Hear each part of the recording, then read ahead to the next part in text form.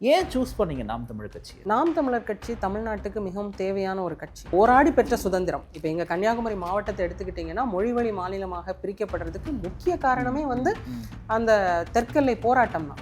அப்போ அந்த போராட்ட குணம் எங்கள் மக்கள்கிட்ட ஏன் இல்லை? இப்போ இதில் இருந்து தட்டி எழுப்பி ஒரு புரட்சி தீயை ஊக்குவிச்சு அதை உண்டு பண்ணி அதை வந்து உணர்வெழுச்சியாக கொண்டு வர்றது அண்ணன் சீமான் அவருடைய அரசியல். திராவிடியன் மூமெண்ட்டோ இல்லை பெரியாரோ எதுவுமே பண்ணலன்னு நினைக்கிறீங்களா தமிழ் சமூகத்துக்கு? நான் வந்து இந்த மாதிரி ஒரு கேள்வியை நான் வந்து சம்டைம்ஸ் வந்து ரொம்ப ஷாலோவான ஒரு கேள்வி அப்படின்னு நினைக்கிறேன். நான் டைரக்டாகவே கேட்டுறேன். சரி, நீங்கள் உலக நாடுகள்லாம் போகிறீங்க. இப்போ ஏதோ ஒரு வகையில் மரியா ஜெனிஃபர் வந்து ஒரு கன்னியாகுமரியில் இந்தியாவுடைய கடைக்குடியில் வந்து பிறந்துட்டு உலக நாடுகள்லாம் பயணிக்கிறாங்கன்னா இந்த இடத்துல வந்து பெரியார் மூலமாக நீங்கள் போகலையா? ஏதோ ஒரு எங்களுடைய மாவட்டத்துக்கும் பெரியாருக்கும் சம்மந்தமே கிடையாது. எங்கள் கன்னியாகுமரி மாவட்டத்துக்கும் பெரியாருக்கும் சம்மந்தமே கிடையாது. நீங்கள் பெரியார் தான் என்னை படிக்க வச்சாருன்னு கேட்டாங்கன்னா நான் சிரிச்சுட்டு கடந்து போயிடுவேன். அப்படி எங்களுக்கு யாருன்னே தெரியாது. எனக்கு தெரிஞ்சு கன்னியாகுமரி மாவட்டத்தில் பெரியாருக்கு சிலை இருக்கான்லாம் எனக்கு தெரியல. இப்போ கன்னியாகுமரி மாவட்டத்தின் ஃபிஷர்மேனை வெறும் நீங்கள் வந்து மீன்பிடி தொழிலாளர்களாக மட்டுமே பார்க்குறீங்க அப்படிங்கிறதா நம்மளோட குற்றச்சாட்டு. ஏன் இங்கே மரைன் இக்கானமி சார்ந்த வளர்ச்சி திட்டங்கள் இங்கே வரல? இல்லை, அதுதான் நான் திருப்பியும் கேட்குறேன். நான் இப்போ வந்து பனைமரம் ஏறுதல் அப்படின்றது பனையிலிருந்து ஒரு பொருட்கள் கிடைக்குது, அதன் மூலமாக ஒரு சந்தை இருக்குது, அவங்களோட வாழ்வாதாரம் உயருது, எல்லாமே ரைட். பட் அதை நம்ம திருப்பி போயிட்டு அதை செய்யவங்கிட்ட தான் போயிட்டு ஊக்குவிக்கிறோமான்னு தான் கேட்குறேன் நான். செய்யவங்க இப்போ உங்களால் மீன் பிடிக்க போக முடியுமா? இல்லை, முடியாது. ஏன் உங்களால் முடியாது? நீங்களாம் ட்ரைனிங் எடுத்துகிட்டு போங்களேன். இந்த சாதியில் பிறந்தவங்க தான் இந்த சாதி தொழில் செய்ய முடியும் அப்படின்ற இடத்துல வந்து ஒரு பிராமணிக்கல் மைண்ட் செட் இருக்குதா? சாதிங்கிறது எப்பங்க வந்துச்சு? அது நம்ம வந்து நான் வந்து நம்ம வந்து குடிகளா இருந்தோம். என்னுடைய வழி அறியாதவன் என்னுடைய தலைவனாக இருக்க முடியாது. வேலூர்ல விஜய் அழுதார், நீங்க பாக்கலீங்களா? நிம்மதி ப்ராப்பர்ட்டி மேனேஜ்மெண்ட், உங்கள் பழைய வீட்டை புதிய வீடாக மாற்றலாம் வாங்க. வாய்ஸ் ஆஃப் தமிழ்நாடு பார்வையாளர்களுக்கு வணக்கம். இன்றைய சிறப்பு நேர்காணலில் நம்ம எங்கே வந்திருக்கோம் அப்படின்னா, குறிப்பாக கன்னியாகுமரியில் பார்த்தீங்கன்னா நாம் தமிழ் கட்சியினுடைய வேட்பாளர் சகோதரி மரியா ஜெனிஃபர் அவங்கள தான் பேட்டி எடுக்க வந்திருக்கோம். நிறைய விஷயம் கூட பேச வேண்டியது இருக்குது, வாங்க பேசலாம். மேடம் வணக்கம். வணக்கம். எப்படி இருக்கீங்க? நலமா இருக்கும். எங்களுடைய மாவட்டத்துக்கு நீங்கள் வருகை தந்ததுக்கு மிக்க மகிழ்ச்சி. ரொம்ப கன்னியாகுமரி மாவட்டம் உங்களை அன்புடன் வரவேற்கிறது. ரொம்ப மகிழ்ச்சி. ஏன்னா இந்த ஸ்பேஸில் சுற்றி நம்ம இந்த இயற்கை சூழல் எடுக்கிறதுல கூடுதலான மகிழ்ச்சி தான். இப்போ நாம் தமிழ் கட்சியில் பல வேட்பாளர்களை நான் பேட்டி எடுத்திருக்கேன். நாம் தமிழ் கட்சியை கூர்ந்து கவனிக்கும் பொழுது உங்களுடைய செயல்பாடுகள் பார்த்தீங்கன்னா கொஞ்சம் தனித்துவமாக வந்து தெரியுது. அதை நான் எப்படி பார்க்குறேன் அப்படின்னா வந்து ஒரு டெவலப்மெண்ட் பாலிடிக்ஸ் ஓரியன்டாக வந்து இருக்குது. முதல்ல மரியா ஜெனிஃபர் யார், எப்படி கட்சிக்குள்ளே வந்தீங்க அப்படின்னு முதல்ல தெரிஞ்சுக்க விரும்புகிறேன். மரியா ஜெனிஃபர் கன்னியாகுமரியில் பிறந்து வளர்ந்த பிள்ளை. என்னுடைய ஊரே வந்து கன்னியாகுமரி தான். கன்னியாகுமரி மாவட்டத்தில் கன்னியாகுமரி சட்டமன்ற தொகுதியில் கன்னியாகுமரி நகராட்சி தான்.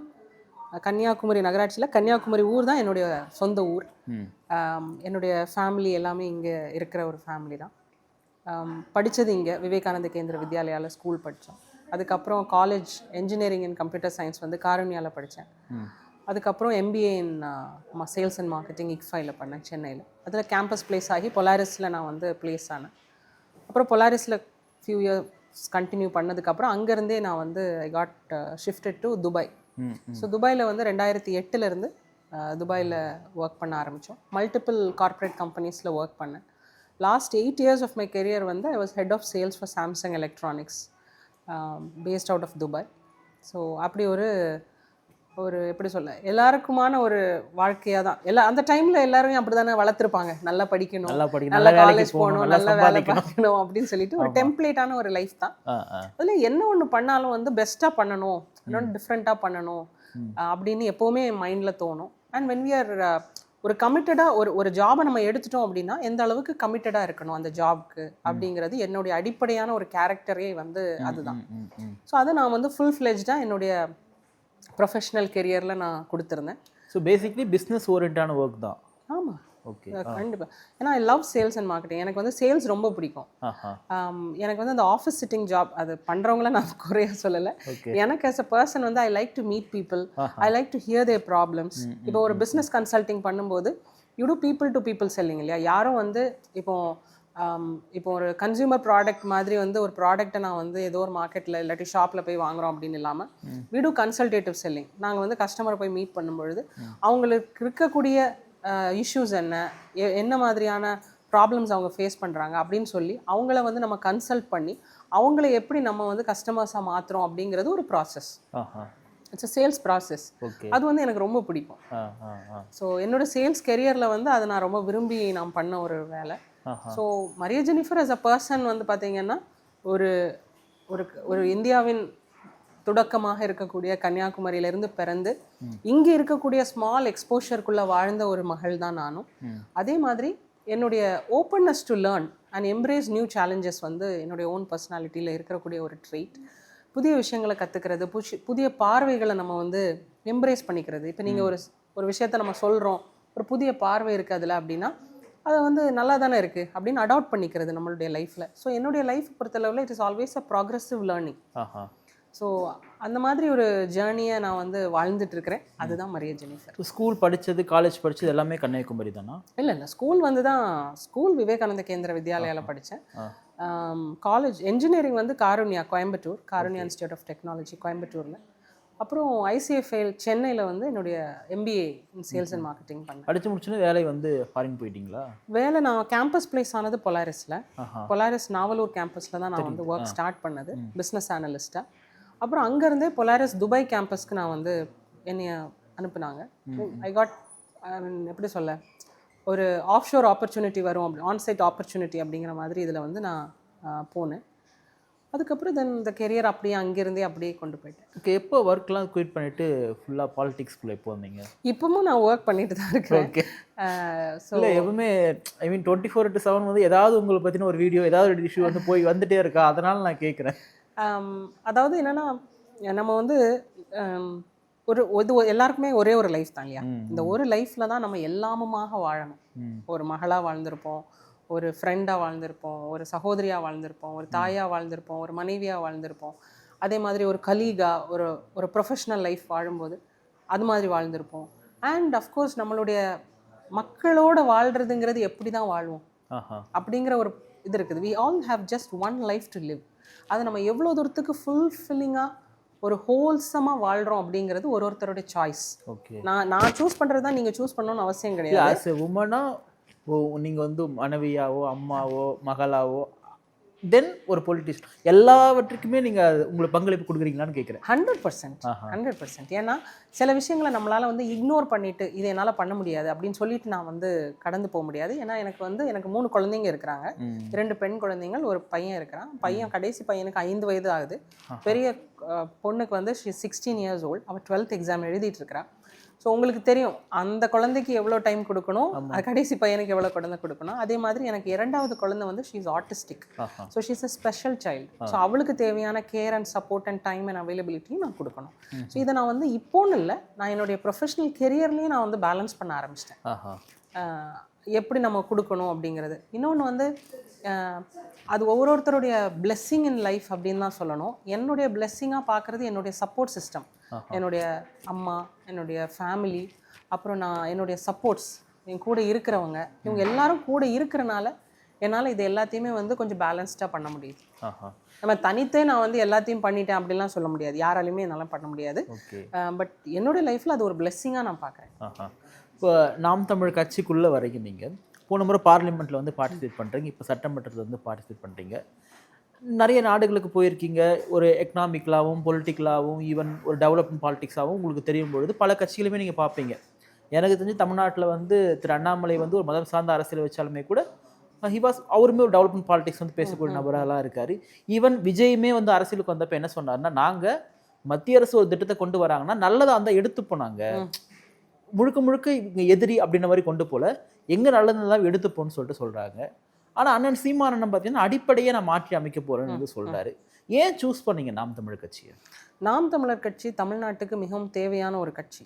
ஏன்னா இப்போ தமிழ்நாடு இருக்கிற நிலைமை எப்படி இருக்குது அப்படின்னா, நான் அதை சொல்ல விரும்பலை, ஆனால் எங்கள் மக்களை வந்து சுயமரியாதை இழந்த ஒரு பெருங்கூட்டமாக மாற்றிடுச்சு. எங்கள் மக்கள்னா யாரும்? எங்கள் மக்கள்னா தமிழக மக்களை சொல்கிறேன். தமிழர்கள், தமிழக மக்கள், தமிழ்நாட்டின் மக்களை ஒரு சுயமரியாதை இழந்த. இன்னும் திருப்பி கேட்குறேன், தமிழர்களையா தமிழ்நாட்டு மக்களையா? தமிழ்நாட்டு அரசியலை தமிழ்நாடை யார் ஆளுறாங்களோ, தமிழ்நாட்டு மக்களை எந்த அரசு ஆளுதோ, எந்த மக்கள் இந்த அரசியலை ஓட்டு போட்டு ஜெயிக்க வச்சாங்களோ அந்த மக்கள். தமிழ்நாட்டில் வாழக்கூடிய எல்லா மக்களுக்குமே ஒரு சமூக அநீதி இழைக்கப்படுதா? சமூக அநீதின்னு சொல்லலை, அவங்களுடைய சுயமரியாதையை இழந்த ஒரு பெருங்கூட்டமாக உதவித்தொகைகளையும் நலத்திட்டங்களையும் மட்டுமே வச்சு ஒரு அரசியலை வந்து நிறுவிடலாம், ஜெயிச்சிடலாம், இப்படியே கொண்டு போயிடலாம் அப்படின்னு நினைக்கிற இடத்துல தான் நாம் தமிழர் கட்சி ஒரு மாற்று அரசியலை கொண்டு வரணும்னு நினைக்குது. அதனால தான் நம்ம அடிப்படை அரசியல் மாற்றம்னு சொல்கிறோம். நீங்கள் கூட சொன்னீங்க அண்ணன் விஜய் அவர்கள் வந்து பிஜேபி நல்லதா இருந்தால் எடுத்துக்கிறதுன்னு ஒன்றும் இல்லை. ஆனால் தீமையாக இருந்தால் என்ன செய்கிறோம்? எதிர்க்கிறது எந்த அளவுக்கு எதிர்க்கிறோம்? உங்களுக்கு விருப்பமான அளவு மட்டும் எதிர்த்தா பத்தாது, மக்களுக்கு அது தேவையா இல்லையா, மக்களுக்கு அது எந்த அளவுக்கு கெடுதலை உண்டு பண்ணுது அப்படிங்கிற அளவுக்கு போய் எதிர்க்கணும். இன்னைக்கு நம்ம இவ்வளோ பெரிய வலிமையான கட்சிகள் இருக்கிறோம், எல்லாருமே சொல்கிறோம் டாஸ்மாக் வந்து சொசைட்டிக்கு எவ்வளோ இடையூறாக இருக்குது, பெண்களுக்கு எவ்வளோ அச்சுறுத்தலை கொடுக்குது, பிள்ளைகள் அந்த இடத்துல தைரியமாக போயிட்டு வந்துட்டு இருக்க முடியல அப்படின்னு சொல்லிட்டு. ஆனால் இன்னைக்கு மக்கள் பெருந்திரளாக வெளியில் வந்து போராட முடியாத அளவுக்கு தானே ஆக்கிட்டாங்க இந்த ஆட்சியாளர்கள். போராடி பெற்ற சுதந்திரம். இப்போ எங்கள் கன்னியாகுமரி மாவட்டத்தை எடுத்துக்கிட்டிங்கன்னா மொழிவழி மாநிலமாக பிரிக்கப்படுறதுக்கு முக்கிய காரணமே வந்து அந்த தெற்கெல்லை போராட்டம் தான். அப்போ அந்த போராட்ட குணம் எங்கள் மக்கள்கிட்ட ஏன் இல்லை? இப்போ எங்கே போச்சு? இதே இந்த மண்ணின் மக்கள் தானே போராடி தெற்கெல்லை போராட்டத்தில் இந்த எல்லையை காத்து தமிழகத்தோட கன்னியாகுமரி இணையறதுக்கான ஒரு வாய்ப்பை உருவாக்குனாங்க. அப்போ இன்னைக்கு அது இல்லையே. போராட்ட குணமே இல்லாத ஒரு சகிப்புத்தன்மை கூடிடுச்சு, சகிப்புத்தன்மை ஆயிடுச்சு. நம்ம மக்களுக்கு என்னடா இது ஒரு சலிப்பு ஆயிடுச்சு. முதல்ல அவன் வாழ்க்கையே ஒரு சகிப்புத்தன்மையோட கூடிய ஒரு சலிப்பு. எங்க இது என்ன மாறப்போகுது, என்ன மாற்றம் வந்துட போகுது? அது அவங்களோட இயலாமையை தான் காமிக்குது. அதை நான் அவங்கள வந்து குறை சொல்லலை, அப்படி பழகிட்டாங்க. சகிப்புத்தன்மை கூடி போயிடுச்சு. இன்னொன்று நிறைய பேருக்கு ஒரு சலிப்பாயிடுச்சு. இப்போ ஒரு இடங்களுக்கு போகும்போது ஒரு கட்டமைப்பு வசதிகள் இல்லை, அந்த இடத்துல அடிப்படை இப்படி புரிஞ்சுக்க. உதாரணத்துக்கு ஒரு கவர்மெண்ட் ஹாஸ்பிட்டல் போறோம்னா அங்க இப்படிதான் இருக்கும், அதை நம்ம அக்செப்ட் பண்ணிட்டு தான் போகணும் அப்படின்ற மென்டாலிட்டிக்குள்ள வந்துட்டாங்க. அப்படி ஆயிடுச்சு இல்ல, we deserve more அப்படிங்கிறது நம்ம மக்களுக்கு தெரிஞ்ச அந்த உணர்ச்சியும் அந்த உணர்வெளிச்சியோட சேர்ந்த ஒரு போராட்ட குணம் வந்துரும்ல. அவங்க நம்ம இது பண்ணுறதே என்னன்னா, இவ்வளோதான் உனக்கு, இவ்வளோ கிடைக்கிறதே உனக்கு பெருசு, இவ்வளவாவது தர்றாங்களே அப்படிங்கிற மாதிரியான ஒரு நரேட்டிவை மக்கள் மனசில் கொண்டு போயிட்டாங்க. இதில் இருந்து தட்டி எழுப்பி ஒரு புரட்சி தீயை ஊக்குவிச்சு அதை உண்டு பண்ணி அதை வந்து உணர்வெளிச்சியாக கொண்டு வர்றது அண்ணன் சீமான். அவருடைய அரசியல், அவரோட பார்வை, அவருக்கான நோக்கம். அண்ணன் சீமானுடைய அரசியல் என்பது வெறுமனையே இப்போ தமிழ்நாட்டுக்கு தமிழர் இப்படி மட்டுமே இல்லாமல் அது ஒரு குளோபலைஸ்டாக இருக்கிறதா பார்க்குறீங்களா நீங்கள் கேட்குறேன்? இப்போ நீங்கள் பாருங்களேன், எங்களுடைய கன்னியாகுமரி சட்டமன்ற தொகுதியில் கன்னியாகுமரி நகராட்சி இருக்குது. நகராட்சிக்குள்ளே இருக்கிற எல்லா கவுன்சிலர்ஸும் தமிழர்கள் தான். சரியா? ஓகே, இப்போ தமிழர்கள் தான். ஆனால் எந்த இடத்துல நம்ம எதிர்க்கிறோம் அப்படின்னா, நீங்கள் தமிழர்களாக இருந்தாலும் நீங்கள் ஒரு கட்சியின் தலைமையை ஏற்று நீங்கள் வந்து நடக்கிறீங்க. உங்களால் மக்கள் பிரச்சனையில் உளமாற மனச்சான்றோட உங்களால நிக்க முடியாது. நின்னா உங்களுக்கு பதவி போயிடும், நீங்க நிக்க மாட்டீங்க. அது எங்க இருந்து வருது? உங்களோட தலைமை அப்படி இருக்குது, அதனால வருது. உங்க தலைமை வேற மாதிரி இருந்துச்சு அப்படின்னா இன்னைக்கு நீங்க எங்க மக்களோட நின்றுப்பீங்க, எங்க மக்களோட பிரச்சனைகள்ல நின்றுப்பீங்க. தலைமை மீன்ஸ் நீங்க திமுக கார்னர் பண்ற சொல்றீங்களா? இப்போ நீங்க திமுக வந்து நீங்க ஒரு திமுகவுடைய ஸ்டாலின் அவர்களோட குடும்பத்தையோ நீங்க தமிழர்கள் நீங்க ஒத்துக்க மாட்டீங்க என்னுடைய பார்வைக்கு, நான் அப்படி புரிஞ்சுக்கிறேன் நான். பட் எடப்பாடி பழனிசாமியோட அட்மினிஸ்ட்ரேட்டிவ் ஒரு தூய தமிழர், அதெல்லாம் நீங்கள் எதிர்க்க மாட்டீங்கன்னு கேட்குறேன். அதாவது அந்த மாதிரியான கொள்கை இதுக்குள்ளே நான் வந்து போகலை. ஏன்னா அண்ணனுக்குன்னு ஒரு பார்வை இருக்குது, அதை நம்ம அக்செப்ட் பண்ணுறோம். நம்ம சொல்கிறது வந்து நம்மளோட கிரவுண்ட் லெவல் பாலிடிக்ஸை நம்ம பேசுகிறோம். இப்போ என்னுடைய ஸ்கோப் ஆஃப் ஒர்க் அண்ட் என்னோட டெரிட்டரியில் நம்ம பார்க்கும்போது இந்த சித்தாந்தங்களின் அடிப்படையில் வந்தவங்க ஆல்ரெடி ஒரு கரப்ட் என்வாயன்மெண்ட்குள்ளே அவங்க இருக்கிறாங்க. வந்து அவங்க எம்எல்ஏ ஆகிறதுக்கு அவங்களுடைய ஒன்றிய செயலாளர்கள், அவங்களுடைய கவுன்சிலர்ஸ் ஹெல்ப் பண்ணுறாங்க. அப்போ நான் என்னை எம்எல்ஏ ஆக்க ஹெல்ப் பண்ண அவங்களுக்கு நான் ஒரு ஃபேவர் பண்ணுறேன், அவங்களுக்கு ஒரு கான்ட்ராக்ட் கொடுக்குறேன், அவங்களுக்கு குளம் தூர்வாடுறதுக்கான டெண்டரை நான் அவங்களுக்கு கொடுக்குறேன், இல்லை வேறு ஏதாவது அவங்களுக்கு ஒரு ஆப்பர்ச்சுனிட்டியை நான் ஏற்படுத்தி கொடுக்குறேன். So it's always like a give and take policy. You help me become an MLA, I help you get this contract, I help you get this business. So அங்கேயே வந்து அங்கே அந்த கவர்னன்ஸ் வந்து கெட்டு போயிடுது, காம்ப்ரமைஸ் ஆகிடுது. ஸோ இதுதான் அங்கே வந்து உள்ள பிரச்சனை. அதில் வந்து தமிழன் வந்து கான்ட்ராக்ட் எடுக்கிறானா, கொடுக்குறவன் தமிழனா அப்படிலாம் கிடையாது. உங்களுடைய அடிப்படை உங்களுடைய சிஸ்டமே வந்து அந்த சிந்தனையே அந்த சிஸ்டம்குள்ளே இப்படி தான் இருக்குது. அததான் நம்ம மாறி சிஸ்டம் சரியில்லைன்ற அதுதான் அப்படிதான் இருக்கு. இதுதான் சரி, நான் வந்து பேசுறது வந்து ரொம்ப ப்ராக்டிக்கலான கிரவுண்ட் லெவல் ரியாலிட்டி. இதுல நான் வந்து இவங்க மோசம் அவங்க தவறானவங்க அப்படின்னு நான் பேசல. என்னுடைய ஊரின் மக்கள், என்னுடைய இப்போ அந்த கட்சியில இருக்கிறவங்க எல்லாருமே என்னுடைய சித்தப்பா பெரியப்பாவா தான் இருப்பாங்க, என்னுடைய மாமா தான் இருப்பாங்க. ஆனா அவங்களால செயல்படுத்த முடியாது, அவங்களால பண்ண முடியாது. ஏன்னா அந்த சிஸ்டம் அவங்கள அப்படிதான் அந்த அளவில் தான் அவங்கள ஆப்ரேட் பண்ணுறதுக்கான ஒரு சூழல் அமைச்சிருக்கு. ஓகே, இப்போ நீங்கள் டெவலப்மெண்ட் பாலிடிக்ஸ் பேசுறதுனால நான் கேட்குறேன். நான் இப்போ அண்ணன் சீமானுடைய அரசியல் அப்படின்றது வந்து குறிப்பாக அவர் மாடுகளுக்கு மாடு நடத்துகிறாரு, மரங்கிட்ட போய் பேசுகிறாரு, தண்ணிக்கு வந்து மாடர் போகிறாரு. இது எல்லாமே பார்த்தீங்கன்னா அந்த சமுதாயத்தை வளர்ச்சி பாதையில் நோக்கி செல்லாமல் மறுபடியும் வீழ்ச்சிக்கு வந்து கொண்டு வராரு. கிட்டத்தட்ட ஆடு மாடு வளர்க்குறதுலாம் பார்த்தீங்கன்னா என்ன அவர் வந்து குலத்தொழில் வந்து ஊக்குவிக்க போறாரு அப்படின்ற அளவுக்கு வந்து நிற்கிறது இல்லையா? இப்போ உங்களுக்கு எப்படி தெரியுது இந்த மாதிரி மாநாடுகள்லாம் போடும்போது பார்க்குறது? இதெல்லாம் ரொம்ப ரொம்ப வரவேற்க தகுந்த ஒரு விஷயம். முதல்ல நீங்க வந்து குலத்தொழில் அப்படின்னு சொல்லிட்டு ரொம்ப அதை புறந்தள்ள முடியாது. இன்னைக்கு நான் எங்களுடைய கன்னியாகுமரி மாவட்டத்தில் கிட்டத்தட்ட 4 லட்சம் மீனவர்கள் இருக்கிறாங்க. எங்களோட கன்னியாகுமரி அதுதான் நானும் கேட்கிறேன். அப்ப மீனவர்கள்லாம் வந்து குலத்தொழில் பண்ணிட்டு இருக்காங்களா? நான் அதுதான் கேட்கிறேன். நான் இப்போ வந்து நம்ம வந்து ஒரு மீன்பிடி தொழிலை வந்து ஊக்குவிக்கிறது தவறு கிடையாது, பட் அது சரியானது, அதை மட்டுமே நீ பண்ணுன்னு சொல்லிட்டு அந்த சமுதாய மக்கள்கிட்ட போய் பிரச்சாரம் பண்றோமா அப்படின்றத கேள்வி. அதை மட்டும் பண்ணுன்னு அவர் சொல்லல, அதுல ஒரு பொருளாதாரம் இருக்கு, அதுல நீங்க ஊக்குவீங்க. இப்ப வெறும் மீன்பிடி, இப்போ நம்ம மீனவர்களை வெறும் மீன்பிடி தொழிலாளர்களா மட்டுமே பாக்குறது தான் வந்து அங்க ஒரு ஷண்டட் பார்வையா இருக்கு, ஒரு மயோபிக் பார்வை. இவ்வளவுதான் இவனுக்கு அப்படின்னு இல்லை, அது ஒரு பெரிய இண்டஸ்ட்ரி. அப்படி பாருங்க, ஒரு ஃபிஷ்ஷிங்கிறது ஒரு மெரைன் இண்டஸ்ட்ரியா இருக்கட்டும், இன்லேண்ட் ஃபிஷ்ஷிங்காக இருக்கட்டும், எத்தனை பர்சன்டேஜ் குளோபல் அதாவது இந்தியன் இக்கானமிக்கு கான்ட்ரிபியூட் பண்ணுது, எவ்வளோ மில்லியன் டன்ஸ் ஆஃப் ஃபிஷ் வந்து ஒரு வருடத்தில் நம்ம வந்து கேட்ச்மெண்ட்டாக எடுக்கிறோம். அப்போ அதனால எவ்வளோ பேரோட வாழ்க்கை மேம்படுது. இப்போ கன்னியாகுமரி மாவட்டத்தின் ஃபிஷர்மேனை வெறும் நீங்கள் வந்து மீன்பிடி தொழிலாளர்களாக மட்டுமே பார்க்குறீங்க அப்படிங்கிறதா நம்மளோட குற்றச்சாட்டு. ஏன் இங்கே மரைன் இக்கானமி சார்ந்த வளர்ச்சி திட்டங்கள் இங்கே வரல? இல்லை, அதுதான் நான் திருப்பியும் கேட்குறேன். நான் இப்போ வந்து பனைமரம் ஏறுதல் அப்படின்றது பனையிலிருந்து ஒரு பொருட்கள் கிடைக்குது, அதன் மூலமாக ஒரு சந்தை இருக்குது, அவங்களோட வாழ்வாதாரம் ஏறுது, எல்லாமே ரைட். பட் அதை நம்ம திருப்பி போயிட்டு அதை செய்யவங்கிட்ட தான் போயிட்டு ஊக்குவிக்கிறோமான்னு தான் கேட்குறேன் நான். செய்யவங்க இப்போ உங்களால் மீன் பிடிக்க போக முடியுமா? இல்லை, முடியாது. ஏன் உங்களால் முடியாது? நீங்களாம் ட்ரைனிங் எடுத்துகிட்டு போங்களேன். நீங்கள் ட்ரைனிங் எடுத்துகிட்டு போங்களேன். இப்போ இதே இது நீங்கள் இருக்கீங்க, உங்களால் ஒரு ஏஐ கோர்ஸ் படித்து உங்களால் ஒரு ஏஐ ஸ்பெஷலிஸ்ட் ஆக முடியுமா? படிச்சா ஆக முடியும்ல. ஏன் அப்போ இதை பண்ண வேண்டியது தானே? இதையும் படித்தா, இதையும் கற்றுக்கிட்டா, இதையும் ப்ராக்டிஸ் பண்ணால் நீங்கள் போய் மீன் பிடிக்க வேண்டியது தானே? அப்படி கிடையாது. ஏன் நம்ம பண்ணுறோன்னா, இதெல்லாம் இண்டிஜினியஸ் ப்ரீட்ஸ்னு சொல்லுவாங்க. அதாவது அது வந்து தனக்குள்ளே இருக்கிற ஒரு விஷயம், எல்லாராலையும் எல்லா விஷயமும் அதை பண்ண முடியாது. நீங்கள் மீனவர்கள் வந்து அந்த வலையை பின்னுற விஷயமா இருக்கட்டும், அவங்க கயிறை கையாளுற விஷயமா இருக்கட்டும், ஒரு நாட்டை போடுற விதமாக இருக்கட்டும், அதை ஒரு வீசுகிற விஷயமா இருக்கட்டும், இது வந்து ஒன்று. அதே மாதிரி பால் வெட்டும் தொழிலாளர்கள் ரப்பர் எஸ்டேட்டில் நீங்கள் போய் பார்த்தீங்கன்னா அவங்களுடைய பாடி ஸ்ட்ரக்சர்லேருந்து அவங்களுடைய வெட்டுற இது, அவங்களுடைய எல்லாமே வந்து அவங்களுடைய உடல், அவங்களுடைய சிந்தை, அவங்களுடைய என்ன சொல்கிறது, ஒரு அன்கான்ஷியஸ் கம்பிட்டன்சின்னு சொல்லுவாங்க. அதெல்லாம் வந்து இண்டிஜினஸ் அவங்களுக்குள்ள இருக்கக்கூடிய ஒரு விஷயம், யதார்த்தமாக வர்றது. அதே மாதிரி விவசாயம் எங்கள் மாவட்டத்தில் நாங்கள் பார்த்துருக்கோம். இப்போ இதெல்லாம் வந்து பட் இதை இப்படி புரிஞ்சுக்கணாவா, இந்த சாதியில் பிறந்தவங்க தான் இந்த சாதி தொழில் செய்ய முடியும் அப்படின்ற இடத்துல வந்து ஒரு பிராமணிக்கல் மைண்ட் செட் இருக்குதா? சாதிங்கிறது எப்பங்க வந்துச்சு? அது நம்ம வந்து நான் வந்து நம்ம வந்து குடிகளா இருந்தோம். இப்போ எங்க மாவட்டத்தில் எடுத்துக்கிட்டீங்கன்னா 5 திணைகள், ஒரு 4 திணைகள்னு சொல்லலாம், ஒருங்கே பொருந்திய ஒரு மாவட்டம். குறிஞ்சி, முல்லை, மருதம், நெய்தல்ங்கிறது வந்து எங்க மாவட்டத்தில் நீங்க இப்படி போனாலே நீங்க அதை அழகா பார்க்கலாம். அப்போ அந்தந்த தொழில் சார்ந்த மக்கள் அவங்களுக்கு ஏதுவான வீடுகளை வச்சு பாதுகாப்பாக அவங்களோட இடத்துல வசிச்சுக்கிட்டு இருந்தாங்க. அதை தொழில் பண்ணி அந்த கடந்து வந்துட்டோம் இல்லையா? இப்போ வந்து ஒரு கடந்து வர வச்சது யார்? அப்படி நடுவில் நீங்கள் வந்து சாதியை கொண்டு விட்டு இந்த சாதிக்காரன் இந்த வேலை பண்ணுவான், இந்த சாதிக்கு என்ன வேலை இருந்துச்சு? சாதிக்குன்னு ஒரு வேலை இருந்துச்சுதா? நீங்க மேட்ச் பண்ணிக்கிட்டீங்கயா.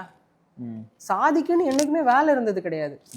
நாங்கள் குடிகளாக இருந்தோம், மலைகள்லையும் காடுகள்லையும் கடல் சார் பகுதிகள்லையும் குடிகளாக இருந்தோம். எங்களுக்கு அது சார்ந்த ஒரு தொழில் இருந்துச்சு. நாங்கள் எல்லாரும் ஒற்றுமையோட வாழ்ந்தோம். எங்கள் கன்னியாகுமரி மாவட்டத்தில் மீனவர்களின் மீன்களை வந்து சமவெளி பகுதியில் இருக்கிறவங்க வந்து கிழங்கு வச்சுருந்தாங்கன்னா கிழங்கையும் மீனை எக்ஸ்சேஞ்ச் பண்ணிட்டு நான் பார்த்துருக்கேன் அதை. ஸோ நீங்கள் பண்டமாற்று முறைன்றது உலகம் முழுக்க அது இருந்தது. அதனால அப்படி தான் இருந்தாங்க. இவங்க தான் அது பண்ணணும், அவங்க தான் பண்ணணும்னு அவசியம் கிடையாது. ஆனால் இவங்களுக்கு அந்தந்த குடிகள்ல பிறந்து வளர்ற குழந்தைங்களுக்கு அந்த இல்ல அந்த தொழில் வந்து ரொம்ப இயற்கையா வந்து அதுதான் சொல்றேன். அந்த ஸ்கில் அவங்களுக்கு இருக்கு அப்படின்றத நம்ம என்கரேஜ் பண்றோமா, இல்ல அதை விட்டுட்டு நீ வந்து வேற இடத்துக்கு போ, ஒரு ஐஏஎஸ் ஆஃபீஸரா ஐபிஎஸ் ஆஃபீஸரா வாட் எவர் ஒரு இடத்துக்கு போன்னு சொல்ற வரமான்றதா என்னுடைய கேள்வியாவே இருக்கு. ஒரு சமமான ஒரு வளர்ச்சி தேவைப்படுது. நீங்க வந்து அதுதான் பண்ணணும் அப்படின்னு யாருமே இங்க சொல்லல. அதை வந்து விட்டுறாதீங்கன்றோம். ஏன்னா அதுல ஒரு பெரிய பொருளாதாரம் இருக்கு. அதை விட்டுறாத, நம்ம விட்டுட்டோம்னா இன்னொருத்த வந்து செய்வான் அதை. இன்னைக்கு பில்கேட்ஸ் உடைய foundation is getting too much into agriculture. அவனுக்கும் அக்ரிகல்ச்சருக்கும் சம்மந்தமே கிடையாது. கொரியால இருக்கிற நிறைய top executives are into vertical farming அப்படிங்கிறது ஒன்று போயிட்டு இருக்கிறாங்க. ஸோ இந்த மாதிரியான உலகமே வேற ஒரு திசையை நோக்கி போகும்போது நீ விட்டுறாத, நீ விட்டேன்னா உன் பொருளாதாரத்தை இன்னொருத்த வந்து தூக்குவான். இப்போ நம்ம யுஎன்னுடைய கோல்ஸில் சஸ்டெயினபிள் எக்கானமிங்கிற இதில் ப்ளூ எக்கானமியாக இருக்கட்டும், கோஸ்டல் பொல்யூஷனாக இருக்கட்டும், இது எல்லாமே அவங்க வந்து ஒரு ஃப்ரேம் ஒர்க்குள்ளே கொண்டு வராங்க. உண்மையை சொல்லணும்னா இந்தியாவுக்கோ தமிழகத்துக்கோ பெரிய சேயெல்லாம் அதில் ஒன்றும் கிடையாது. யுஎன்னோட டைரக்ஷன்ஸை எக்ஸிக்யூட் பண்ணுற இடத்துல தான் இவங்க இருக்கிறாங்களே தவிர இவங்களா இதை வந்து இது எங்கள் நாட்டுக்கும் மக்களுக்கும் கெடுதல் அப்படின்னு சொல்லிட்டு ஸ்டாப் பண்ணுற இடத்துல எல்லாம் இவங்க இல்லை. அவங்களுடைய டிசிஷன்ஸை இவங்க எக்ஸிக்யூட் பண்ணுறாங்க. இன்னைக்கு ப்ளூ எக்கானமிங்கிற பேர்லையும் சரி, இங்கே வளர்ச்சி திட்டங்கள்ங்கிற பேர்லையும் சரி, அவங்க கொண்டு வர்ற எல்லா திட்டங்களுமே வந்து இது எல்லா இதையுமே அழிக்கிற மாதிரியான ஒரு விஷயம்தான். இப்போ நீங்கள் சொல்கிறீங்க இல்லையா, இப்போது ஒரு திமுகவோ அதிமுகவோ ஒரு சிஸ்டம்குள்ளே தான் எல்லாருமே ஒர்க் பண்ணுறாங்க. ஸோ அந்த ஓல்டு சிஸ்டமே கரப்டடாக இருக்குன்னு நீங்கள் சொல்கிறீங்க. அதை நான் ஒத்துக்கிறேன் நான். ஆனால் இப்போ நீங்கள் குறிப்பாக நம்ம ஒரு 20 வருஷம் 25 வருஷம் பாலிடிக்ஸ் நம்ம விட்டுட்டு கொஞ்சம் முன்னாடி பார்த்தோம் அப்படின்னா சேம் அதே ஒரு திராவிடியன் மூவ்மெண்ட்டோ இல்லை பெரியாரோ எதுவுமே பண்ணலன்னு நினைக்கிறீங்களா தமிழ் சமூகத்துக்கு? நான் வந்து இந்த மாதிரி ஒரு கேள்வியை நான் வந்து சம்டைம்ஸ் வந்து ரொம்ப ஷாலோவான ஒரு கேள்வி அப்படின்னு நினைக்கிறேன். ஏன்னா சில நேரங்கள்ல நம்ம இந்த இடத்துல நின்று இருக்கோம் இல்லையா, பெரியாரே மண்ணுன்னு வந்து நின்று இருக்கு இல்லையா. நான் எதுக்காக சொல்றேன்னா, ஒருத்தருக்கு வந்து ஒரு பொறுப்பு கொடுத்துருக்காங்க. எங்களுடைய மக்கள் இத்தனை கோடி மக்கள் ஒருத்தர் நல்லது செய்வான் அப்படின்னு சொல்லிட்டு தேர்ந்தெடுத்திருக்காங்க. இவன் நல்லதே செய்யலையா அப்படின்னா அப்படிலாம் ஒண்ணும் இல்லை, செஞ்சிருப்பாங்க. நல்லதுன்னு நான் சொல்ல வரல, சமூக மாற்றத்திற்கு ஒரு சமூக நீதி லெவல்ல வந்து எல்லோருக்குமான வசதி வாய்ப்புகளை வந்து இந்த மூமெண்ட்ஸ்லாம் ஏற்படுத்தி கொடுக்கலையான்னு நான் கேட்கிறேன். கொடுத்துருக்குன்னு தான் நான் சொல்றேன், நான் கொடுக்கலன்னு ஒன்றும் சொல்லலையே. ஆனா நான் இன்னைக்கு இருக்கிற இடத்துல இருந்தா நான் வந்து இன்ட்ராஸ்பெக்ட் பண்ணி பார்க்க முடியும். நான் 30 ஆண்டுகளுக்கு முன்னாடி இவங்க எப்படி இருந்தாங்க, இவங்க இப்படி நல்லது டைரக்டாவே கேட்டுறேன். நீங்க உலக நாடுகள் எல்லாம் போறீங்க, இப்போ ஏதோ ஒரு வகையில மரியா ஜெனிஃபர் வந்து ஒரு கன்னியாகுமரியில இந்தியாவுடைய கடைக்கோடியில வந்து பிறந்துட்டு உலக நாடுகள்லாம் பயணிக்கிறாங்கன்னா இந்த இடத்துல வந்து பெரியார் மூலமா நீங்க போலையா? ஏதோ ஒரு எங்களுடைய மாவட்டத்துக்கும் பெரியாருக்கும் சம்பந்தமே கிடையாது. எங்க கன்னியாகுமரி மாவட்டத்துக்கும் பெரியாருக்கும் சம்பந்தமே கிடையாது. நீங்க பெரியார் தான் என்னை படிக்க வச்சாருன்னு கேட்டாங்கன்னா நான் சிரிச்சுட்டு கடந்து போயிடுவேன். எங்களுக்கு யாருன்னே தெரியாது. பெரியாருங்கிறது வந்து அவர் வந்து பாடநூல்ல ஒரு பேரா மட்டும்தான் வந்ததே தவிர எங்களுக்கு அதுக்கு அவசியமே இல்லை. ஏன்னா நான் எப்படி பாக்குறேன்னா, ஒரு சமூகத்துல ஒரு ஐடியாலஜிங்கிறது எவ்வளவு தூரத்துக்கு முக்கியமோ அதே மாதிரி பர்சனாலிட்டிஸும் முக்கியம். எங்களுடைய கன்னியாகுமரிக்கான பர்சனாலிட்டிஸ் நிறைய பேர் இருந்தாங்க. So we didn't want a Periyar to be in our district. எங்களுக்கு அது தேவையில்லாம தான் இருந்துச்சு. அதான் உண்மை. இப்போ எனக்கு தெரிஞ்ச கன்னியாகுமரி மாவட்டத்தில் பெரியாருக்கு சிலை இருக்கான்லாம் எனக்கு தெரியல, இருக்கான்னு கூட தெரியல. நீங்க வேணா இது பண்ணுங்க, நான் இது வரைக்கும் அவரை பார்த்த மாதிரி எனக்கு ஞாபகம் இல்லை. ஏன்னா எங்க கன்னியாகுமரி மாவட்டத்துக்கும் பெரியாருக்கும் சம்பந்தம் கிடையாது. there is no relevance of Periyar in our district. தனிப்பட்ட முறையில் வந்து இப்போ நீங்க ஒரு பகுத்தறிவாவோ இல்லை சுயமரியாதை உணர்வோ உங்களுக்குள்ள இருக்குன்னா அதுக்கு ஏதோ ஒரு வகையில் கூட பெரியார் காரணம் இல்லையா? பெரியார் காரணம்னு சொல்ல முடியாதுங்க. எங்களுக்கு அரசு தான் முக்கியம். டெமோக்ரஸி, ஒரு சுதந்திர போராட்டத்துக்கு அப்புறம் இந்தியா விடுதலை பெறுது. இந்தியா விடுதலை பெற்றதுக்கு அப்புறம் இந்தியா ஒரு ஜனநாயக நாடாகுது. இந்த மாதிரி எல்லாம் கட்டமைப்பு ஆகணும் அப்படின்னு சொல்லிட்டு ஒரு நேஷனல் லெவல் பாலிடிக்ஸ் உருவாகுது. அதுல வந்து காமராஜருங்கிறவருடைய ஒரு ஆட்சி வருது. அப்போ நீங்கெல்லாம் இன்ஃபேக்ட் சொல்ல போனா பெரியாரை தூக்கி பிடிக்கிற இடத்துல காமராஜர் அப்படி ரொம்ப கம்ஃபர்டபுளா மறந்துடுறீங்க. காமராஜர் வரதுக்கு காரணமே பெரியார் தான் சொல்றாங்க. ஆமா, காமராஜர் பிறக்கிறது காரணமே பெரியார் தான் நீங்க சொல்லுவீங்க. அடுத்தது இல்ல காமராஜர் நீங்க வேணா சொல்லிக்கிட்டு உங்களுடைய மீடியா பப்ளிசிட்டிக்காக பண்ணலாமே தவிர எங்களுடைய மாவட்டத்துக்கும் பெரியாருக்கும் எந்த ரெலவன்ஸும் கிடையாது, எந்த சம்பந்தமும் கிடையாது. ஒரு அரசு நாங்க அதை தான் பிலீவ் பண்றோம். ஒரு மூவ்மெண்ட்னு வரும்போது பல பேர் இருக்கலாங்க, பல பேர் ஒரு மூவ்மெண்ட்ல இருப்பாங்க, சில பேர் அடையாளப்படுவாங்க. Do you agree to that? ஏன்னா ஒரு சுதந்திரத்துக்காக என்ன மொத்த இந்தியாவே போராடிச்சா? நீங்க சொல்லுங்க. ஒரு 10% பேர் போராடி இருப்பாங்க. 10% பேர் போராடி ஒரு பெரிய ஒரு சுதந்திரத்தை நமக்கு வந்து பெற்று தந்திருக்கிறாங்க. அந்த 10% பேர் போராடினதுலையும் எல்லாரும் அடையாளப்பட்டுட்டாங்களா? இல்லை. அந்தந்த சூழல்ல அந்தந்த காலகட்டத்தில் என்ன மாதிரியான சுச்சுவேஷன் இருந்துச்சோ அவங்க அடையாளப்பட்டுக்கிட்டாங்க, அவங்க வந்து லீடர்ஸ் ஆக்குனாங்க. இப்போ எங்களுடைய திருச்சி மாநாடுல கிட்டத்தட்ட 540 தமிழ் தலைவர்களை வச்சிருந்தாங்க. இன்னைக்கு படிச்சுக்கிட்டு இருக்கிற எத்தனை பேருக்கு அந்த தலைவர்களை தெரியும்னு கூட தெரியல. இப்போ இதெல்லாம் நாங்க ஒரு பெரிய இழப்பா பாக்குறோம். எங்களுடைய கல்வி முறையில இதை கொண்டு வந்திருக்கணும், அதை அவங்க கொண்டு வரல. வேலுநாச்சியார் இருக்கிற இடத்துல நாங்க லட்சுமி பாயை தான் அதிகமா படிச்சோம், ஏன் பண்ணல? இப்போ அதுக்காக நான் இப்போதான் எனக்கு தெரியும்னு வச்சுக்கோங்களேன். ஸோ நான் நம்பிருட்டுமா? வீரமங்கை வேலுநாச்சியார் ஒண்ணுமே கிடையாது, நான் படிச்சது தான், திராவிடம் எனக்கு இதுதான் படிச்சு தந்துச்சு, அதனால இவங்க தான் சிறந்தவங்க. அப்படி கிடையாது. அன்லேர்னிங் அண்ட் ரீலேர்னிங் தான் வந்து ப்ராக்ரஸ் இன் லைஃபே. நான் லேர்ன் பண்ணேன், நான் ஒரு விஷயத்த பிலீவ் பண்ணேன், அதனால அதுதான் உண்மையாவே இருக்கணும்னு அவசியம் இல்லை. Unlearn and relearn. நம்மளுடைய வாழ்க்கை ஜேர்னி அப்படி தானே. நான் ஒரு விஷயத்த வந்து நான் இதில் தான் பிடிச்சிக்கிட்டு இருக்கணும் அப்படின்னு அவசியம் இல்லை. எங்களுடைய கன்னியாகுமரி மாவட்டத்தில் ஒரு கல்வியில் சிறந்த மாவட்டம் கன்னியாகுமரி மாவட்டம். அதுக்கான கட்டமைப்பை உருவாக்குனது ஐயா காமராஜர் அவர்கள். அவருடைய ஆட்சி காலத்தில் வி ட்ரஸ்ட் இன் கவர்மெண்ட். நான் திருப்பியும் சொல்கிறேன், தனிநபர்கள் வந்து போவாங்க, அவங்க ஒரு ஐடியாலஜிக்கல் என்ன சொல்கிறது, ஒரு பர்சனாலிட்டி ஃபார் தேர் ஐடியாலஜியாக வச்சுருப்பாங்க. ஒரு பர்சனாலிட்டி ஃபார் தேர் ஐடியாலஜி ஒருத்தர் வேணும் அப்படின்னா அதில் தூக்கி வைப்பாங்க. அதை நான் வந்து பெருசாக அதை வந்து ஃபோக்கஸ் பண்ணி நம்மளுடைய லைஃப் அதில் கொண்டு போகணும் அப்படின்னு அவசியம் இல்லை. எங்களுடைய கருணாநிதி உங்கள் ஊரில் தான் ஐயன் திருவள்ளுவருக்கு சிலைலாம் அந்த ஐயன் திருவள்ளுவருடைய சிலையுடைய அடிக்கல் நீங்கள் போய் பார்த்தீங்கன்னா அது பல பேர் பண்ணியிருப்பாங்க. எங்கள் திமுக கவர்மெண்ட்டை பற்றி நான் சொல்லணும்னா பல பேருடைய என்ன சொல்றது, பல கவர்மெண்ட்ஸ் அதை பண்ணியிருக்கோம். இவங்க வந்து அடிக்கல் நாட்டி முடிச்சிருவாங்க. இப்போ கூட இப்போ ஐயா வந்திருக்கிறாரு, ஐடி பார்க் ஒன்று வரப்போகுது அப்படின்னு சொல்லிட்டு 30 கோடி ரூபாய்க்கு வந்து ஒரு ப்ராஜெக்ட் சாங்ஷன் பண்ணியிருக்கிறதாக சொல்கிறாங்க. நான் சிம்பிளாக கேட்குறேன், எங்கே பண்ண போகிறீங்க? நாகர்கோயிலில் எங்கே பண்ண போகிறீங்க? 30 கோடி ரூபாய் உங்களுக்கு போதுமா? உங்களோட திட்டம் அதில் என்ன? நீங்கள் சும்மா ஒரு காம்ப்ளெக்ஸ் கட்டி எல்லாரும் அங்கே வந்து உங்களுடைய ஐடி கம்பெனிஸ் அங்கே வைங்கன்னு சொல்கிறதுக்கு பேர் தான் ஐடி பார்க்கா? நீங்கள் என்ன பண்ணுறீங்க? ஐயா வந்து திறக்கிற அன்னைக்கு வந்து ஒரு கல்வெட்டை மட்டும் நீங்கள் வந்து திறந்துட்டு போயிட்டீங்க. இதுக்கு பேர் தான் உண்மையாகவே திறப்பு விழாவா? ஏன் சூஸ் பண்ணீங்க நாம் தமிழ் கட்சின்றப்போ நீங்கள் இவ்வளோ விளக்கங்கள்லாம் கொடுக்குறீங்க இல்லையா? இன்னைக்கு மாற்றம் என்று வந்திருக்கக்கூடிய விஜய் அவர்களுடைய அரசியல் நீங்கள் எப்படி பார்க்குறீங்க? ஏன்னா வந்து நம்ம விஜயுடைய அரசியல் வந்து ஒரு கரப்ஷனாவோ இல்லை ஒரு கார்பரேட்டாவோ இப்போ நம்ம பார்க்க முடியாது, ஏன்னா எதுவுமே பண்ணல, ஒரு எங்காக இருக்காரு, ஃப்ரெஷ்ஷாக இருக்கார் இல்லையா? எப்படி பார்க்குறீங்க அவருடைய பாலிடிக்ஸ்? சரி, திருப்பியும் ஐ பிலீவ் இன் டெமோக்ரஸி. இந்த டெமோக்ரஸியில் நாளைக்கு நீங்களே ஒரு கட்சி ஆரம்பித்து உங்களுக்கு கீழே ஒரு பெரிய கூட்டத்தை நீங்கள் வந்து உருவாக்கி மக்களுக்கு நல்லது செய்யணும்னு நீங்கள் நினச்சிங்க அப்படின்னா இந்த டெமோக்ரஸியில் அதை நீங்கள் பண்ணுறதுக்கான எல்லா வாய்ப்பும் ஃப்ரீடமும் இருக்குது. ஓகே. ஸோ அதனால் அண்ணன் விஜய் அவர்கள் வந்து கட்சி ஆரம்பிக்கிறதோ இல்லை மக்களுக்கு நல்லது செய்யணும்னு நினைக்கிறதையோ வந்து யாரும் தப்புன்னு சொல்ல மாட்டாங்க, தப்புன்னு சொல்லவும் கூடாது. இப்போ கட்சி ஆரம்பிச்சு 2 வருஷம் ஆயிடுச்சு, 2 மாநாடு வேற போட்டி போட போறாரு. 2 வருஷமா நீங்க எப்படி கவனிக்கிறீங்கன்னு கேட்குறேன். ஒரு பொலிட்டிஷனா எப்படி பாக்குறீங்க ஒரு அரசியலை? இதுல வந்து 2-3 விஷயம். ஒன்று வந்து தலைமை, உங்களுடைய வேட்பாளர், அப்புறம் உங்களுடைய கட்டமைப்பு. இது ஒரு அரசியல்ல இருக்கக்கூடிய பேசிக் ஸ்ட்ரக்சர். அதுல எனக்கு வந்து நிறைய விமர்சனங்கள் இருக்கு. இப்போ ஒரு தலைவர் அப்படிங்கிறப்ப வந்து மக்கள் பிரச்சனையில நீங்க எப்படி இருக்கீங்க? மக்கள்ல இருந்து நீங்க மக்களுக்காக வரும் பொழுது உண்மையாவே மக்களின் பிரச்சனைகளை தெரிஞ்சு புரிஞ்சு வர்றீங்களா? எங்க தலைவர், தேசிய தலைவர் சொல்ற மாதிரி என்னுடைய வழி அறியாதவன் என்னுடைய தலைவனாக இருக்க முடியாது அப்படின்னு. என்னுடைய மக்களின் பிரச்சனைகளை நீங்க உள்வாங்கி புரிஞ்சு அதுக்காக பேசியிருக்கீங்களா, போராடி இருக்கீங்களா, அதுக்காக ஆர்ப்பாட்டங்களை எடுத்திருக்கீங்களா? வேலூர்ல விஜய் அழுதார், நீங்க பாக்கலீங்களா? ஏன்னா அசிங்கமா திட்டுறாங்க அப்படின்ற. இல்லை, சீரியஸா கேட்குறேன், அழுதார் அவரு. அழுதாரா? சரி, அழுதா அது மட்டும் போதுமா? அது இல்ல, அது வந்து ரத்தமும் சதையுமா வந்து அவரால் ஃபீல் பண்ண முடிஞ்சதால அழறாரு. அதை ஒருவேளை அவருக்கு உண்மையாவே அவர் ஃபீல் பண்ணியிருக்கலாம். ஏன்னா இவ்வளவு பேர் 41 பேர் இறந்திருக்காங்க அப்படிங்கிறது வந்து ஒரு சாதாரணமான ஒரு நிகழ்வு. நடந்து நாள் கட்சி எப்படி வழி தெரியும் எனக்கும் புரியல.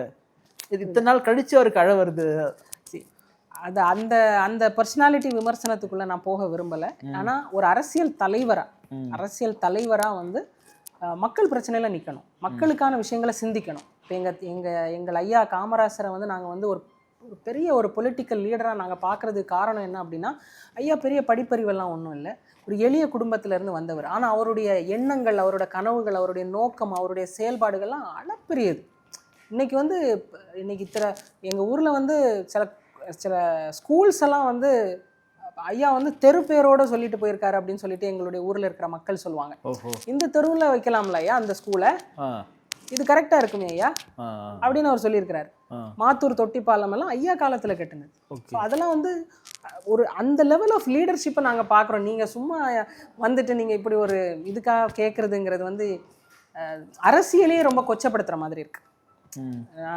நான் யாரையும் குறைச்சி மதிப்பிடலை, எல்லாருமே வரலாம், எல்லாருமே வந்து உளமாற மக்களுக்கு செய்யணும், அதுதான் அரசியல். இப்போ இல்லாட்டி எல்லாருமே வந்து அவர் படம் நடிச்சுட்டு போயிருக்கலாம், அண்ணன் சீமான் கூட டைரக்ட் பண்ணிட்டு போயிருக்கலாம், நான் என்னுடைய வேலையை பார்த்துட்டு என் பொழைப்பை பார்த்துட்டு என் குடும்பத்தை பார்த்துட்டு சம்பாதிச்சுட்டு போயிருக்கலாம். ஆனால் ஒரு பெருங்கனவோட வர்றதுக்கு பேர் தான் அரசியல். அண்ட் இன்னொன்று, politics is not for all. எல்லாராலையும் ஒரு பொலிட்டிஷியனாக இருக்க முடியாது. நீங்கள் ஒரு நாள் ஒரு பொலிட்டிஷியனாக வாழ்ந்து பார்த்தா உங்களுக்கு தெரியும், ஒரு ட்ரூ பாலிட்டிஷியனாக. ஏன்னா காலையிலேருந்து நைட்டு வரைக்கும் உங்களுக்கு பிரச்சனைகள் இருக்கும், மக்களுடைய பிரச்சனைகள். சில பிரச்சனைகளுக்கு நீங்கள் சொல்யூஷனே நம்மளால் எடுக்க முடியாது, கண்டுபிடிக்க முடியாது. ஏன்னா அந்த சிஸ்டம்ஸ் அப்படி ஆயிடுச்சுது, சட்டங்கள் அப்படி இருக்குது, மக்களின் வாழ்க்கை இப்படி இருக்குது, எல்லாமே ஒரு நாட் மாதிரி இருக்கும். ஸோ இந்த மாதிரி இடத்துல வந்து ஒரு ஒரு சும்மா ஒரு மீடியா மைலேஜ்க்காக நான் பொதுவாக தான் சொல்கிறேன். எல்லாரும் வந்து சும்மா ஒரு மேடையில் நின்று ஒருத்தரை விமர்சனம் பண்ணியோ இல்லாட்டி வந்து ஜஸ்ட் லைக் தட் ஒரு வார்த்தையை சொல்லிட்டோ கைத்தட்டுகளை வாங்கிக்கிட்டு, நான் சொல்கிறது வந்து எல்லாரையும் பொதுவாக தான் நான் சொல்கிறேன். அப்படி பண்ணுறது வந்து ஒரு அறமான ஒரு அரசியல் வந்து. பின்னாடி அத்தனை லட்சம் மக்கள் நிற்கிறாங்க, பெருந்தும் இளைஞர்கள் நிற்கிறாங்க இல்லையா, அவர்கள் நீங்கள் எப்படி பார்க்குறீங்க? அப்போ அவங்க என்ன புரிதல் ஏற்பட பின்னாடி போய் நிற்கிறதா நீங்கள் அவரை ரொம்ப பிடிச்சி போகிறாங்க, அவரை ஃபேன்ஸாக பார்க்குறாங்க, அவருடைய ஃபேன்ஸ் அவங்கெல்லாம். எனக்கு விஜய் பார்க்கணும். இப்போ நீங்கள் திருச்சி மாநாடுக்கு நீங்கள் வந்திருந்தீங்கன்னா அது ஒரு பொலிட்டிக்கலி மோட்டிவேட்டட் க்ரௌட். அது எங்களுடைய திருச்சி மாநாடு அப்படிங்கிறது வந்து எனக்கு தெரிஞ்சு இந்திய வரலாற்றிலேயே இப்படி ஒரு மாநாடு இந்த அழகுலையும் இந்த ஒரு அமைப்புலேயும் வந்து நடந்ததே இல்லை. ஏன்னா நம்ம வந்து எப்படி கூட்டத்தை கூட்டுறாங்கன்னு நமக்கு தெரியும். இல்லை, நான் அதுதான் திருப்பி கேட்குறேன். இப்போ நீங்கள் காசு கொடுத்து கூட்டல, விஜய் கூட்டுற மாநாட்டுக்கும் காசு கொடுத்து கூட்டல, தன்னெழுச்சி தானே வராங்க. அவங்களுடைய இது வந்து உங்களுக்கு வந்து ஒரு ஃபேன் பேஸ்னு ஒன்று இருக்கு இல்லைங்களா. இப்போ ஒரு தமிழ்நாட்டில் வந்து கிட்டத்தட்ட எந்த அளவுக்கு ஒரு பொலிட்டிக்கல் மூவ்மெண்ட் இருந்திருக்கிறோ அதே அளவுக்கான ஒரு பர்சனாலிட்டிஸை வந்து ஃபில்ம் இண்டஸ்ட்ரி டெவலப் பண்ணி கொடுத்துருக்குது. ஏன்னா எங்களுடைய ஃபுல் என்டர்டெயின்மெண்ட்டே வந்து சினிமா தான், வேறு எதுவுமே இல்லை. இப்போ நிறைய நாடுகளில் வந்து அவங்க வந்து என்டர்டெயின்மெண்ட்னு சொல்லிட்டு நிறைய விஷயங்கள் வச்சுருப்பாங்க. ஒரு ட்ரெக்கிங்காக இருக்கட்டும், இல்லாட்டி வேறு ஆக்டிவிட்டீஸ் நிறைய இருக்கும் அவங்களுக்கு. ஆனால் நம்மளுடைய தமிழ் சமூகம் வந்து அவங்களுடைய என்டர்டெயின்மெண்ட்டாக பார்க்குறதுங்கிறது வந்து அந்த ஒரு மூவி தியேட்டருக்கு போகணும், படங்கள் பார்க்கணும், பாட்டுகள் கேட்குறது. அது அவங்க மேபி ஐ டோன்ட் நோ, நம்ம வந்து அதிகமாக நம்மளுடைய கலை அந்த சார்ந்த விஷயங்கள் ஆர்ட் ஃபார்மில் நமக்கு ரொம்ப பிடிக்கும் அப்படிங்கிறனால நம்ம மூவியை ரொம்ப ஈஸியாக எம்ப்ரேஸ் பண்ணிக்கிட்டோமான்னு தெரியல. ஆனால் எல்லாத்தையுமே வந்து ரொம்ப ஒரு பர்சனாலிட்டிஸாக பார்க்க ஆரம்பிச்சிட்டோம். அது வந்து எம்ஜிஆர், ஆமாம், எம்ஜிஆர், ஜெயலலிதா அம்மா, அவங்களுடைய தாட்ஸை தாண்டி அவங்களுடைய ஒர்க் இருக்குல்ல, அந்த ஒர்க் வச்சு அவங்கள நம்ம வந்து கணிக்க ஆரம்பிச்சிட்டோம். இப்போ ரஜினிகாந்த் ஐயா அப்படின்னா அவருடைய ஸ்டைல், அவருடைய டைலாக் டெலிவரி, அவருடைய பாடி மூவ்மெண்ட், இதெல்லாம் வந்து ஒரு ஸ்டைல் அப்படின்னு நம்ம பார்க்குறோம். அதே மாதிரி தான் ஒவ்வொரு இதுவுமே நம்மளால் பண்ண முடியாத விஷயத்தில் திரையில் அவங்க வந்து பெருசாக பண்ணுறாங்க. நம்ம ஒரு 4 பேரை போட்டு சாத்தணும்னு நினைப்போம். ஆனால் அவன் நம்ம கண்ணு முன்னாடியே வந்து நம்ம அடித்து இது பண்ணும்போது நம்ம பண்ண முடியாத ஒருத்தன் பண்ணுறாப்பா ஸ்க்ரீன் அப்படிங்கிற அந்த ஒரு இன்டர்னல் ஃபுல்ஃபில்மெண்ட்டாக நம்ம வந்து ஒரு ரசிகராக அவங்கள பார்க்க ஆரம்பிக்கும் பொழுது அவங்க வந்து நடுவில் வெளியில் தோன்றும் பொழுது அது ஒரு பெரிய ஒரு இம்பேக்டை வந்து மக்களுக்கு கொடுக்குது. இப்போ உள்ள காலகட்டத்தில் வந்து transportation has become very easy. இப்போ ரொம்ப முன்னாடி இப்போ நான் ஸ்கூல் படிக்கும்போது இந்த அளவுக்கு வந்து டிரான்ஸ்போர்ட்டேஷன் கிடையாது. இப்போ ஈவன் இஃப் யாராவது ஒருத்தர் வந்து நாகர்கோவிலுக்கு வந்திருந்தாலோ திருநெல்வேலிக்கு வந்திருந்தாலோ இவ்வளோ கூட்டமாக வரமாட்டாங்க மக்கள். ஏன்னா டிரான்ஸ்போர்ட்டேஷன் வாஸ் நாட் தேர். இப்போ அப்படி இல்லை. Transportation has become so comfortable that இப்போ ஒரு தலைவர் வந்து மதுரைக்கு வந்திருக்கிறாரு அப்படின்னா இங்கேருந்து ரொம்ப எழுச்சியாக அவங்கள வந்து ரசிகர்களாகவே இருந்தாலும் அவங்கள வந்து பார்க்கணும், என்னால் பார்க்க முடியும், அவ்வளோ தூரமாக நான் வந்து பார்த்துட்டாலே எனக்கு வந்து I am feeling very happy, எக்ஸ்டாட்டிக்காக நான் ஃபீல் பண்ணுறேன் அப்படின்னு நினச்சிட்டு போகிறாங்க. பட் இது எல்லாமே வந்து ஒரு பொலிட்டிக்கலி மோட்டிவேட்டட் க்ரௌடா அப்படின்னு கேட்டோன்னா அது கேள்விக்குறி தான். பட் ஓட்டு போகிறதுக்கு வந்து அதெல்லாம் தேவையில்லை தானே, பிடிச்சவங்களுக்கு ஓட்டு போட்டால் ஜெயிச்சிட போகிறாங்க தானே. டெமோக்ரஸியில் இதுதானே ஃப்ளிப் சைட் ஆஃப் டெமோக்ரஸியும் இது தானே. எல்லாமே அரசியல் தெரிஞ்சவங்க எல்லாரும் தான் ஓட்டு போடணும், அரசியல் தெரியாதவங்க யாரும் ஓட்டு போடக்கூடாதுன்னு இல்லை. அதை நம்ம தான் ஒரு சைடில் இப்படி இருக்குது அப்படின்னா இன்னொரு சைடில் நாம் தமிழர் கட்சி மாதிரியான கட்சிகள் வந்து உண்மையான பாலிடிக்ஸ்னால் என்ன, பாலிடிக்ஸ்னால் எப்படி இருக்கணும், எப்படி சிந்திக்கணும், எப்படி உங்களோட செயல்பாடுகள் இருக்கணும், எப்படி மக்கள் அரசியலில் நீங்கள் கன்சிஸ்டண்ட்டாக நிற்கணும், அன்காம்ப்ரமைஸ்டாக எப்படி நிற்கணும், எப்படி சிந்திக்கணும் வரைக்கும் நம்ம வந்து சொல்கிறோம். ஸோ உங்களுக்கு வந்து வேறுபடுத்தி பார்க்க முடியுது. இப்போ நீங்களே சொல்கிறீங்க பாருங்கள், திருச்சி மாநாடுக்கு வந்த கூட்டம் எப்படிப்பட்ட ஒரு கூட்டமாக இருக்குது, அதே வேளையில் இந்த ஒரு கூட்டங்கள் வந்து எப்படி நடக்குது அப்படிங்கிறது தான் பொருத்தி பார்க்கும்போது தானே தெரியும் இது பால் இது தண்ணி அப்படிங்கிறது. Okay, there is always a good and a bad.